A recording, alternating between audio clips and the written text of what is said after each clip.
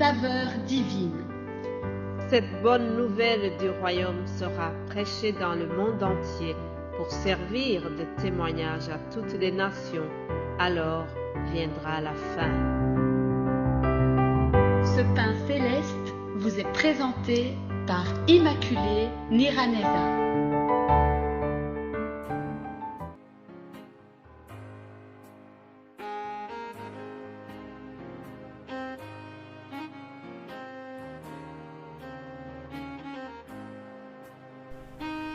Shalom, shalom mes bien-aimés qui écoutez l'émission Saveur divine. Que la paix de notre Seigneur soit avec vous. Nous continuons notre méditation dans la deuxième lettre de Paul à Timothée. Hier, je vous ai dit que nous sommes dans des temps difficiles.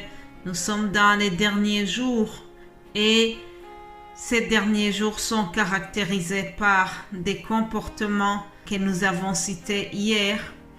Alors, aujourd'hui, je continue un peu dans le même sens. Le titre d'aujourd'hui, c'est « Les personnes ne veulent plus entendre la vérité biblique ». Lisons 2 Timothée chapitre 4 au verset 3. Paul dira à Timothée ceci. « Car il viendra un temps où les hommes ne supporteront pas la sainte doctrine, mais ayant la démangeaison d'entendre des choses agréables, ils se donneront une foule de docteurs selon leurs propres désirs, détourneront l'oreille de la vérité et se tourneront vers les fables.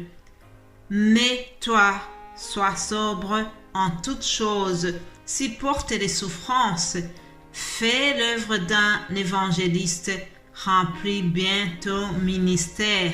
Amen. Voilà la recommandation qui est donnée à Timothée. Dans les temps difficiles, dans les derniers jours où les temps sont difficiles, les évangélistes sont invités à continuer à dire la vérité biblique malgré que les gens ne veulent pas entendre la vérité de la parole de Dieu. Nous devons continuer à dénoncer le mal pour souligner que Dieu cherche la sainteté, pour souligner que la crainte de Dieu doit primer avant toute autre chose. Même si cela dérange, nous devons annoncer que les injustes n'hériteront point le royaume de Dieu. Nous devons annoncer que les débauchés et les idolâtres n'hériteront pas du tout le royaume de Dieu.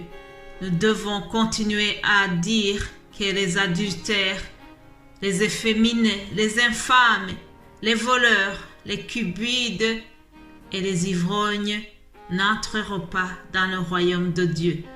Lorsqu'on dit des choses comme ça, on pense que nous sommes en train de déranger, nous sommes en train de traumatiser les gens, mais c'est la vérité de la parole de Dieu.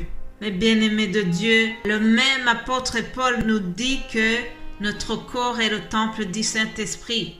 Dans 1 Corinthiens, chapitre 6 au verset 19, il nous dit ceci. « Ne savez-vous pas que votre corps est le temple du Saint-Esprit qui est en vous, que vous avez reçu de Dieu et que vous ne vous appartenez point à vous-même. » Alléluia. Il continue en disant, vous avez été rachetés à un grand prix. Glorifiez donc au Dieu dans votre corps et dans votre esprit qui appartiennent à Dieu. Mais bien-aimés de Dieu, même notre corps, il ne nous appartient pas. Il appartient à Dieu et Dieu veut que nous utilisons notre corps d'une manière qui l'honore. C'est pour cela que nous ne devons pas faire n'importe quoi avec notre corps. Ainsi donc, aujourd'hui par exemple, lorsque tu dis aux gens que la masturbation est un péché, ils vont te regarder de travers en te disant « Mais je ne fais de tort à personne, c'est mon corps, j'en fais ce que je veux. » Faux, faux. La Bible vient de nous dire que notre corps est le temple du Saint-Esprit et nous devons en prendre soin selon la volonté de Dieu. Vous savez, tout nous est permis, mais tout n'est pas utile.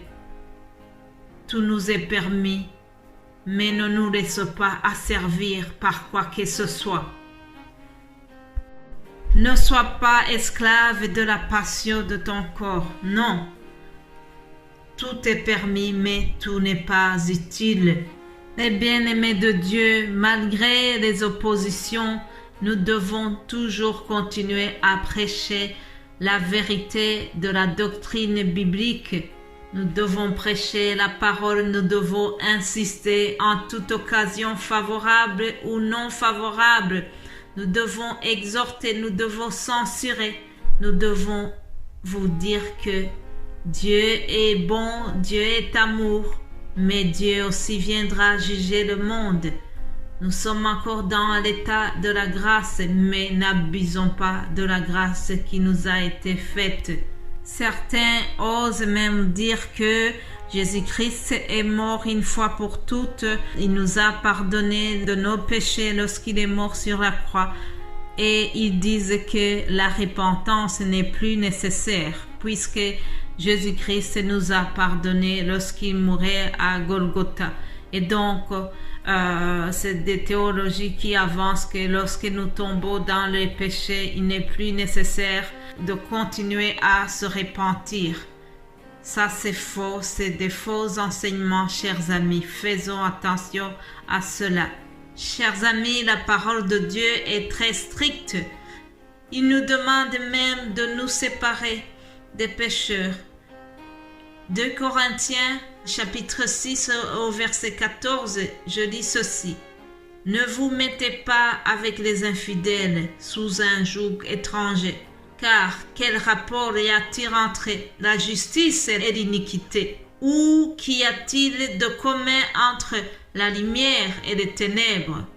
Quel accord y a-t-il entre Christ et Bélial? Ou quelle part a le fidèle avec l'infidèle? Quel rapport y a-t-il entre le temple de Dieu et les idoles? Car nous sommes le temple du Dieu vivant, comme Dieu l'a dit. J'habiterai et je marcherai au milieu d'eux. Je serai leur Dieu et ils seront mon peuple. Amen. Mes bien-aimés de Dieu, le Seigneur nous invite à sortir du milieu d'eux, sortir du milieu de ceux qui ne respectent pas Dieu, de ceux qui n'honorent pas Dieu, de ceux qui ne marchent pas dans la crainte de Dieu. Il est écrit, séparez-vous, sortez du milieu d'eux. Ne touchez pas à ce qui est impur et je vous accueillerai. Je serai pour vous un père et vous serez pour moi des fils et des filles, dit le Seigneur Tout-Puissant. Alléluia, alléluia. Et pour conclure ce message, je voudrais terminer par les paroles que l'apôtre Paul a dit aux Corinthiens dans le chapitre 5, 20. Il a dit ceci: « Nous faisons donc les fonctions d'ambassadeurs pour Christ, comme si Dieu exhortait par nous. Nous vous en supplions au nom de Christ, soyez réconciliés avec Dieu. Celui qui n'a point connu le péché, il l'a fait devenir péché pour nous, afin que nous devenions en lui justice de Dieu. » Moi aussi, je termine en vous suppliant, soyez réconciliés avec Dieu. Que Dieu vous bénisse abondamment et nous allons continuer demain par la grâce de Dieu. Amen.